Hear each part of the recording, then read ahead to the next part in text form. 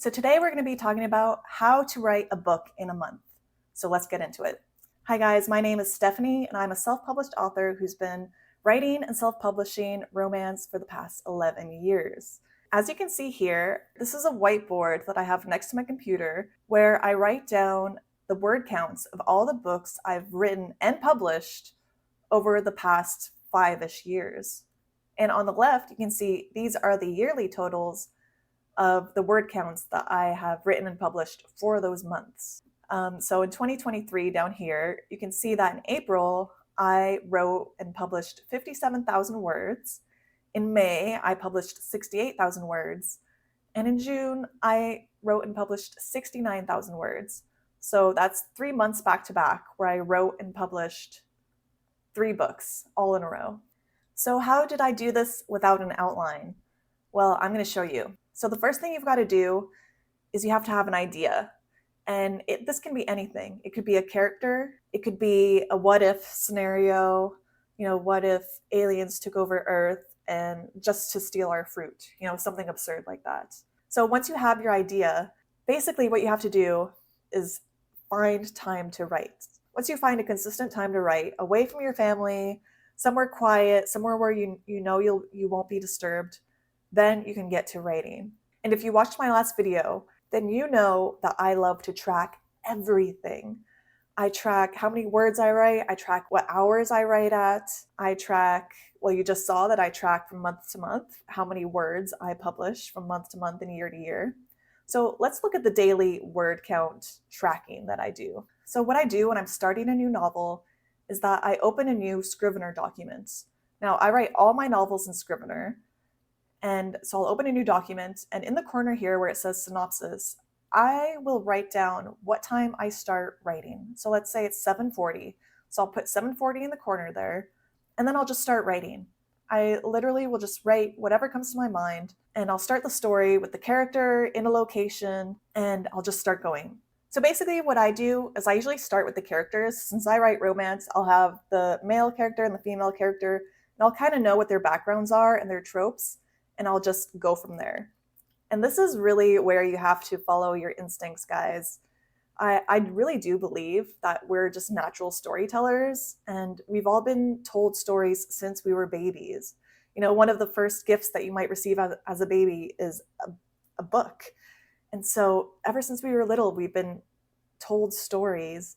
And I truly believe that if you just start writing a story, you'll naturally be able to tell it with a beginning, middle, and end. And even when you go to the grocery store or you come home from school and you have a story, you usually tell it with a beginning, middle, and end, as long as you're not, meandering and giving all sorts of unnecessary details. Most people can tell a story pretty naturally. So I really want you to trust your own instincts here, guys. I'll try to write as much as I possibly can, as well as I can for the first draft, and I don't overthink it. I'm not writing, okay, well, she goes to the park, so insert park scene here. No, I'm going to write her walking through the park and the things that she's seeing and the things that she's feeling.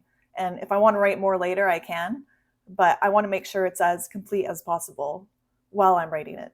And then once I kind of slow down and I know I want a break, I'll go back to this area in the corner and I'll write down what time I finished writing, along with how many words I just wrote.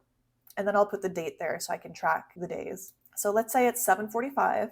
So I wrote for 5 minutes. So I'll put 5 minutes in parentheses just to make it easy at the end of the day to add it all up. And let's say I wrote 192 words, and that's on November 19th. And that's all I'll do. So throughout the day, I'll probably do 3 to 4 different writing sessions. And they're usually longer than 5 minutes. Usually I aim for 25 minutes. And you really have to be diligent here, guys. I don't want you to write down 7:40 and then you start writing and then you're checking your phone and then you're opening a new browser to look something up on Amazon. I don't want you doing that. As soon as you click away from your word processor or as soon as you pick up your phone, I want you to write down what time you finished writing, because I want you to be really honest here. So when you track these minutes, these are minutes that you actually were writing every single minute. Now, I know you're wondering, what if I get stuck? Well, whenever I'm feeling like my story's not getting anywhere or my characters are not evolving in any way, or nothing's really happening in the plot. Like I write romance. So let's say the characters got together and it's like, okay, now what? What I do is I reference beat sheets. Now, a beat sheet is something that tells you beat by beat what should happen in a story. And there's different beat sheets for different genres. So if I'm writing, let's say, a fantasy, I might reference the Save the Cat beat sheet. Whereas if I'm writing romance, I'm going to reference something called Romancing the Beat, which gives you a breakdown of beat by beat and scene by scene what should happen in a romance novel. So I call this reverse outlining. So I do learn these things. I do find it very valuable to learn how to write a story. But the thing is, you kind of have to forget all that when you're actually writing. And it's only once you're stuck that you'll go back and kind of reference the beats to make sure that you're on the right track. So if my characters are together and everything's happy, then I'll reference Romancing the Beat by Gwen Hayes, and I'll see, okay, well, this is the point where doubts are starting to creep in. And this is where they each have something in them that prevents them from committing fully to the other person. I find that stories are more organic when you kind of make them up as you go along, because characters tend to come to life. I find when you outline something in advance, you're really constricting what the character can do and how they can express themselves. Whereas when you reverse outline and you just kind of follow the character, it's more organic, the character feels more real, and I find it more exciting to write. You might find it terrifying to write without an outline, but for me, it's more exciting because it's kind of like reading a book. When I read a book, I don't know what's going to happen in the next chapter. And it's the same thing when I sit down to write. When I sit down to write, I kind of have a vague idea of what the next scene's going to be. For example, right now I'm writing a romance where yesterday I wrote a scene where the characters, the couple, went to a gala together, and she drank too much and he had to help her get home safely. And so today I know I'm going to be writing the scene that happens the next morning where she's hungover and she's kind of regretting drinking too much because now she's embarrassed. So that's what I'm going to write today. That's all I know, that she's hungover and she's slightly embarrassed. I don't know where it's going to take place. I don't know where it's going to go. I don't know if she's going to reach out to the guy and apologize or if he's going to reach out first. I'm going to find out as I go, just like my readers are going to find out as they go. And it's exciting for me because I don't know what's happening and I'm excited to know what's happening. Like I'm going to go in there and just let my imagination take over. If you're one of those people who dreads writing, try just making it up as you go along. Just sit there and just start typing and see what happens. And here's the thing, guys. If the scene is interesting to me as I'm writing it, I know it's going to be interesting to the reader.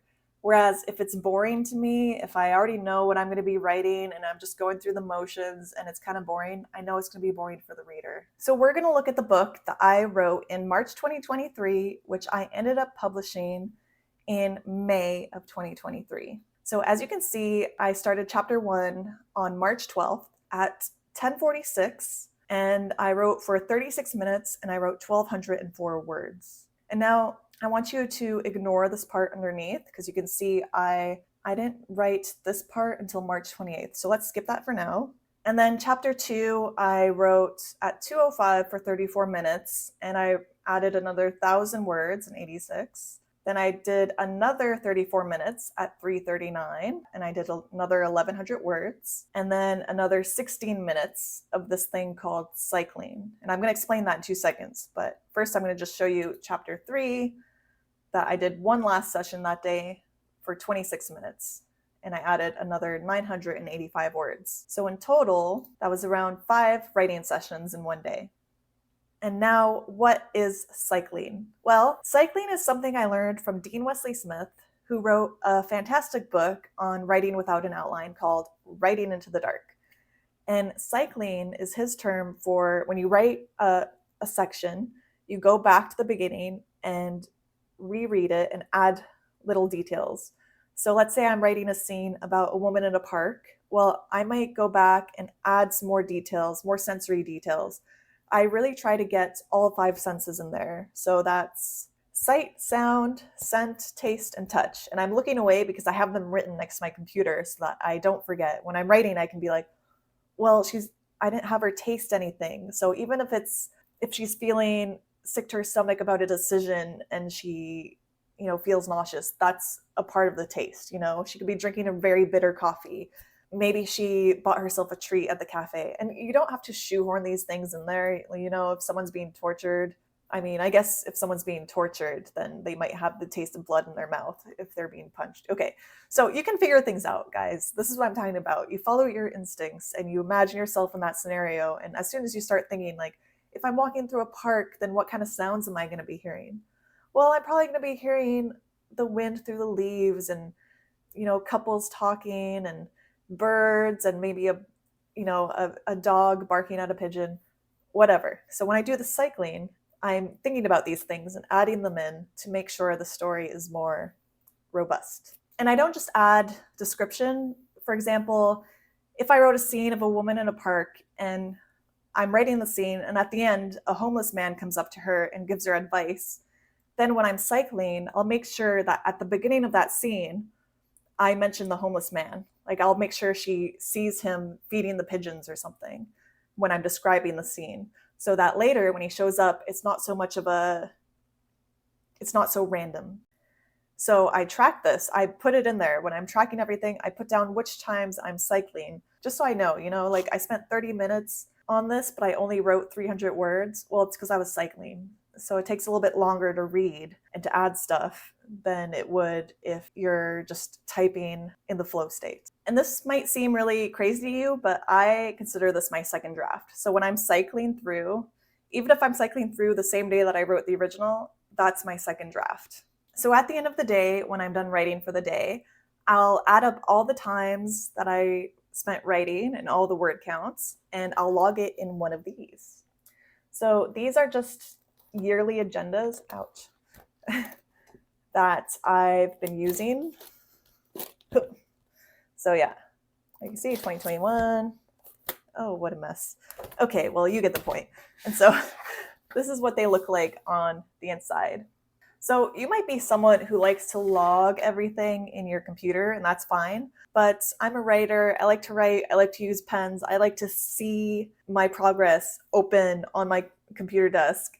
And I like to just look at it and be like, hey, these are all the days I wrote. Like, I like having everything in one place, and I like having it visible at all times so that it keeps me motivated to push me forward. Because I truly believe that once you build a habit and you can see yourself doing it every day, it pushes you to want to keep doing it. So this is what the inside of my planner looks like. Now, this is March 2023. Now, I want you to notice the colors of the pens. So there's a pink one and a green one. Now, the pink one is the novel here that I ended up publishing in April, and the green one is the one that I published here in May. Now, I like to keep things color-coded so I can, again, track everything. So there's the pink novel up there, and here is the green novel. Now, this green novel only took me 2 weeks to write, and I kind of went into beast mode a little bit because my daily word count goal is usually 2,500, anywhere between 2,000 to 2,500 words.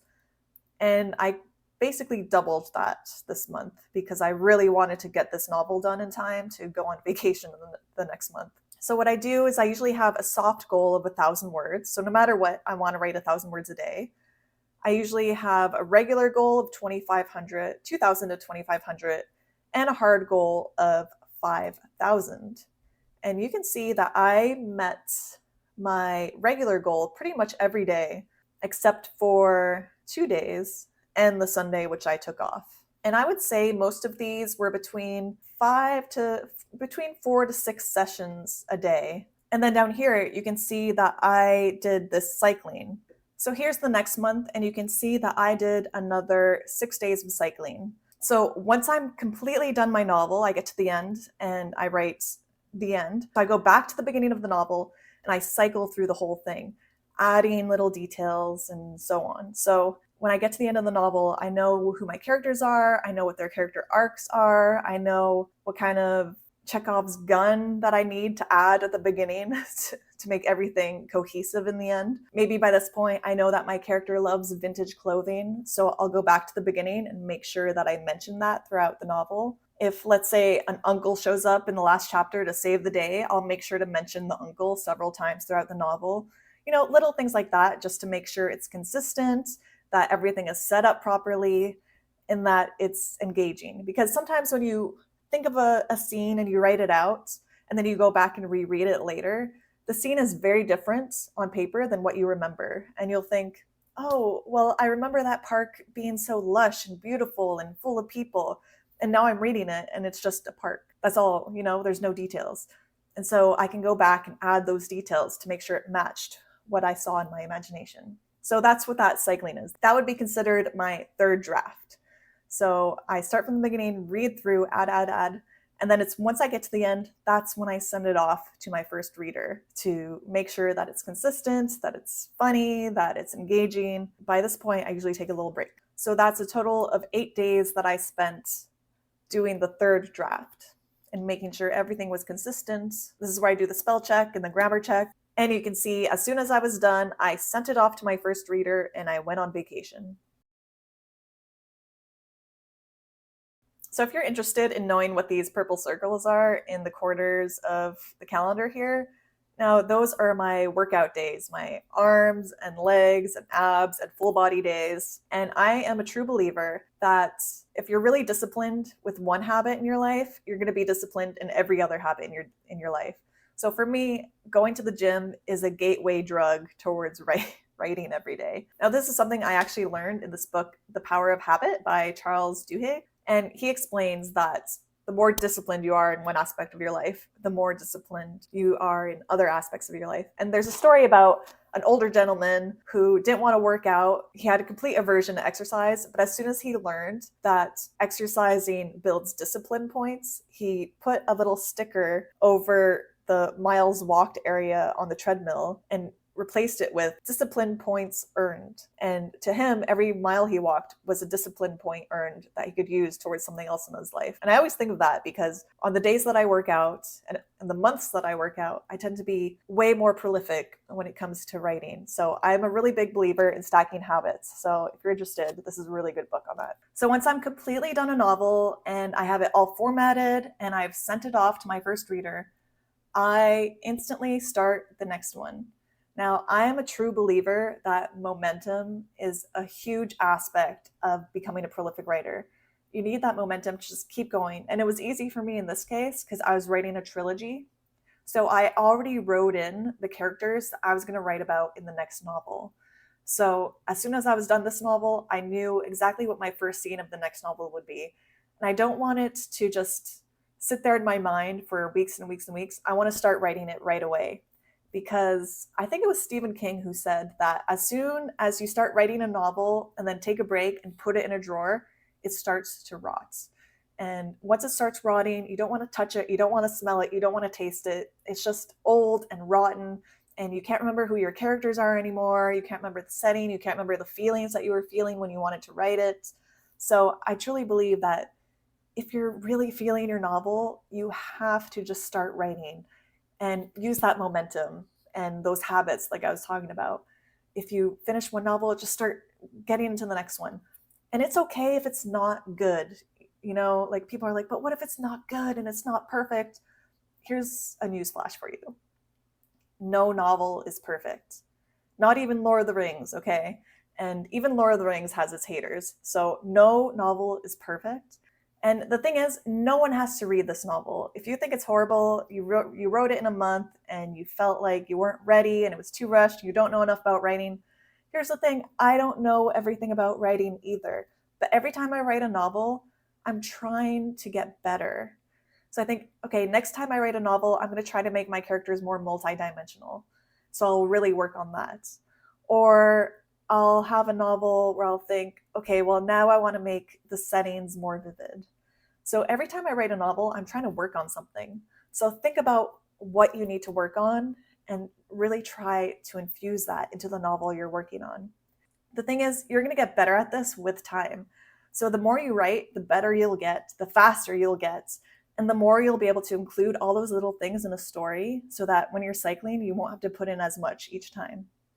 And the fun thing about publishing, which we'll get to in later videos, for now we're talking about writing, but when you actually do end up publishing, you'll get reviews and you'll get bad reviews, and that's okay. And the bad reviews are a good thing because they're going to tell you what you need to work on for your next novel. So, for example, yeah, I think one of my first reviews said that my characters were very thin. You know, they were very paper thin. They didn't have very much personality. And so I thought, great, in my next novel, I'm really going to work on that. And then when I read, I really pay attention to what the authors are doing to make those characters come to life. So really use that momentum to move yourself forward. And that's my motto on this channel. Every day, chip away. Every day, just work a little bit at that novel. Give yourself a really small writing goal, like 500 words a day, and just commit to writing every day until it's out there, because those characters are alive in your mind. That setting is alive in your mind. You just got to get it out onto the page, okay? You just got to get it out there. Don't worry about it being perfect or having the perfect prose. Just get the story out there, and you'll find your confidence as a writer is going to explode. And trust me, guys, it's so satisfying when you're writing and you finally get to the end and you get to say, I made this. And not just that, but to actually get your book in the mail for the first time and put it up on your bookshelf. So if you eventually want to have a bookshelf full of your own novels, then that's what you got to do. You got to write every day. You got to track everything that you write. You got to keep momentum going. And you've just got to commit. You got to every day chip away.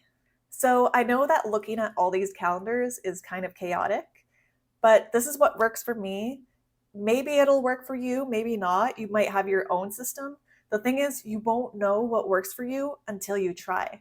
So commit to writing a daily word count every day and get your butt in the chair, figure out what time works for you, and just start writing.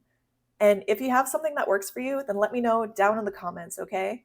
Because I want to know what your tips and tricks are, because maybe I'll steal a little. Like, I'm always looking for new ways to improve my workflow and become a better writer.